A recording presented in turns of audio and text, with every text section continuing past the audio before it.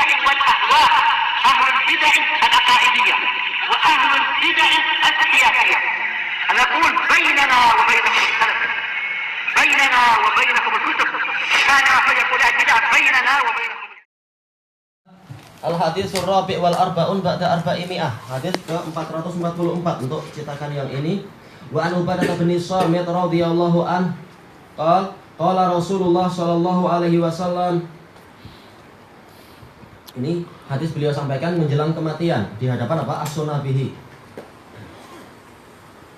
Baik. Man syahida alla ilaha illallah wahdahu la syarikalah. Barang siapa bersaksi bahwasanya tiada sesembahan yang benar kecuali Allah satu-satunya, tiada sekutu baginya, wa anna Muhammadan abduhu wa rasuluh, dan bahwasanya Muhammad adalah hambanya dan utusannya, wa anna Isa abdullahi wa rasuluh, dan bahwasanya Isa adalah hamba Allah dan utusannya, wa kalimatuhu alqaha ila Maryam, dan Isa adalah kalimat Allah yang Allah lemparkan kepada Maryam, wa ruhun min, dan ruh dari Allah, wal jannata haqqun wan nara haqq, surga dan neraka juga benar. Adkhalahullahu jannata ala ma kana minal amal, Allah akan memasukkan dia ke dalam surga berdasarkan amalan dia atau apapun amalan yang dia lakukan. Muttafaqun alaih. Tayyib, di sini Rasulullah SAW menyebutkan syarat untuk masuk surga. Yang pertama, yaitu kurang lebih ada 5. Yang pertama adalah persaksian la ilaha illallah Muhammadur Rasulullah. Ini kunci. Barang siapa tidak membawa kunci ini, maka dia akan tertolak dari surga. Bahkan dia akan tertolak dari apa? Pintu langit dunia ketika kematiannya itu. Yaitu apa? Ahlu syirik tidak akan mampu naik.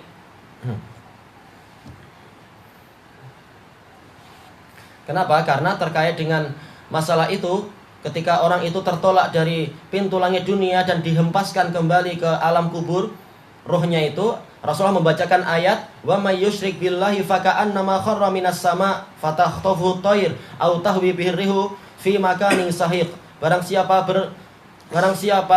berbuat syirik kepada Allah, maka seakan-akan dia itu terjatuh dari langit. Naudzubillah, jauh sekali. Lalu dia disambar oleh burung atau dihempaskan ke tempat yang sangat sempit. Karena memang ketika dia kembali ke alam kuburnya, setelah ditanya ini itu tak mampu menjawab, maka dia akan apa? Dihimpit oleh bumi sampai tulangnya itu patah-patah dan berpindah, yang kanan ke kiri, yang kiri ke kanan. Nauzubillah.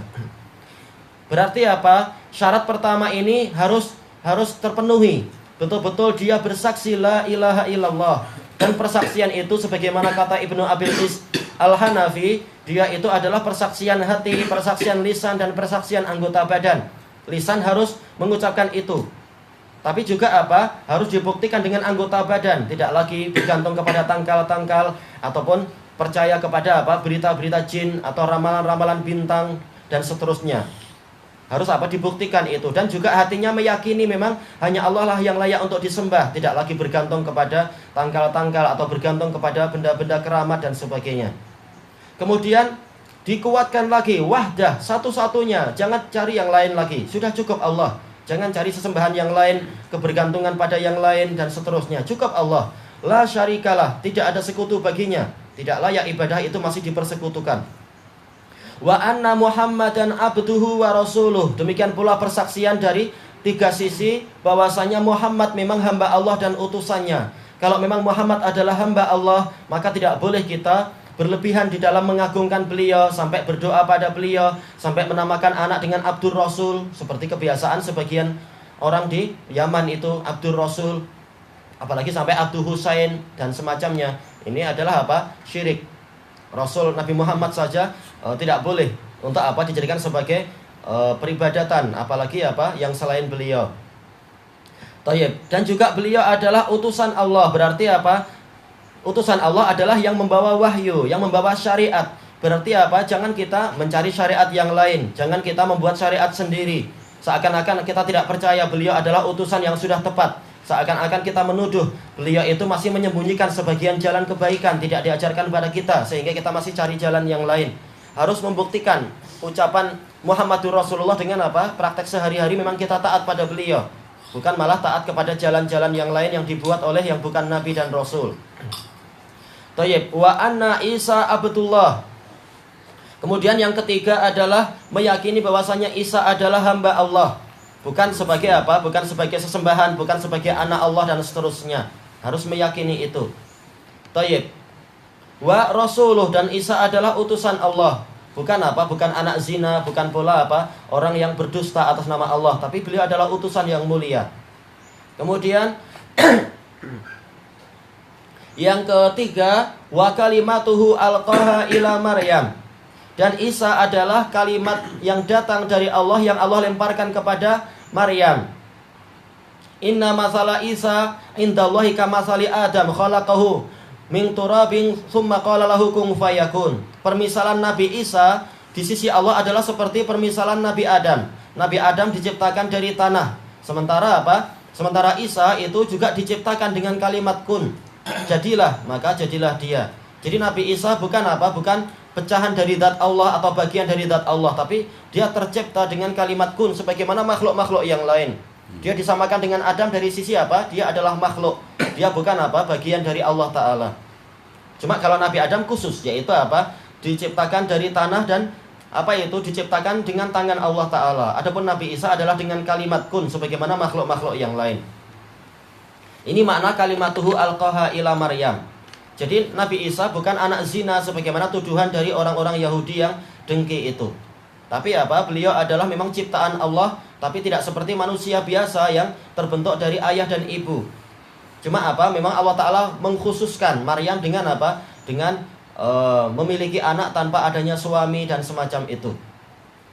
Dengan kalimat yang khusus. Khusus yaitu apa? Tidak seperti makhluk yang lain. Memang dengan kalimat kun tapi ada perantara. Sementara ini betul-betul apa? Tanpa ada perantara suami. Terbentuk apa? Terbentuk seorang anak dari Maryam. Wa ruhun min. Kemudian yang keempat adalah Isa adalah roh yang datang dari Allah. Maksudnya adalah ciptaan roh-roh yang diciptakan oleh Allah Ta'ala. Ini sebagai bentuk pemuliaan. Dia bukan anak zina, tapi dia adalah roh yang ditiupkan oleh Jibril. Allah Ta'ala menyuruh Jibril untuk apa? Meniupkan roh ke dalam diri Maryam. Kemudian terbentuk Nabi Isa. Jadi apa? Bukan Nabi Isa itu pecahan atau bagian dari zat Allah, dan bukan pula Nabi Isa itu anak zina. Tapi dia adalah contoh mukjizat yang ditunjukkan oleh Allah kepada Bani Israel. Kemudian yang kelima, wal jannatu haqqun wan nara wal jannata haqqun wan nara haqq. Yaitu meyakini bahwasanya surga itu benar, hak. Sebagaimana di dalam syarahnya, maksudnya adalah apa? Waqi', sesuatu yang memang sudah ada, bukan khayalan dan bukan pula sedang direncanakan. Dia adalah sesuatu yang hak, sesuatu yang sudah ada. Dan dalil-dalil terlalu banyak menunjukkan itu. Dalil dari Al-Quran, dalil dari As-Sunnah dan seterusnya. Dan fungsinya banyak, tidak seperti ucapan orang-orang Mu'tazilah. Kalau surga sekarang sudah ada, maka tidak ada gunanya itu. Kenapa? Orang baru masuk surga setelah nanti di hari kiamat. Dari mana kalian tahu itu? Sementara Rasul telah menyebutkan bahwasanya apa? Sekarang sudah ada yang masuk surga dari kalangan orang-orang yang apa itu? Mati syahid, dan juga apa? Roh mukmin terkadang ziarah ke situ, makan dari pokok-pokok surga. Demikian pula apa? Anak-anak yang lahir kemudian apa? Meninggal ketika masih kecil, maka mereka langsung apa? Ada pengasuh di surga dan seterusnya. Demikian pula yang di neraka sudah ada yang dimasukkan ke dalam neraka untuk disiksa sebelum hari kiamat. Baik, barang siapa meyakini 5 perkara ini sebagaimana mestinya, persaksian yang dibuktikan dengan anggota badan, adkhalahullahu jannah. Allah akan memasukkan dia ke dalam surga ala makana minal amal. Kata Ibnu Hajar ada 2 kemungkinan. Kemungkinan yang pertama adalah mahma amila minal amal. Ala makan, yaitu mahma amila minal amal. Apapun amalan yang dia lakukan, asalkan dia ahli tauhid yang disebutkan dengan 5 syarat ini, dia akan masuk surga. Walaupun ada yang masuk surga secara langsung, ada yang masuk surga setelah apa? Mengalami ini dan itu di neraka. Pasti dia akan masuk surga walaupun mengamalkan apapun, asalkan apa? Dia masih membawa syahadat. Syahadatnya tidak gugur dengan syirik ataupun yang lain-lain. Makna yang kedua, ala makana minal amal, yaitu ala hasabi ma amila minal amal, yaitu sesuai dengan kadar amalan dia. Karena Allah berfirman, walikullin darajatum mimma amilu. Setiap orang akan mendapatkan derajat sesuai dengan yang mereka amalkan. Jadi memang masalah masuk surga, dia masuk surga, tapi derajatnya ala hasabi ma'amila minal amal, sesuai kadar amalan dia.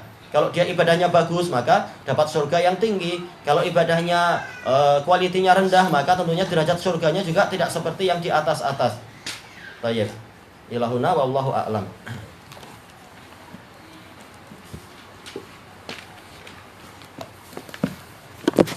Bismillahirrahmanirrahim.